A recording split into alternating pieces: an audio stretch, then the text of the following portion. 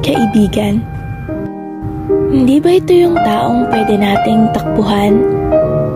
Takbuhan sa oras ng kalokohan, tawanan at lalo na sa oras at tayo ay nahihirapan.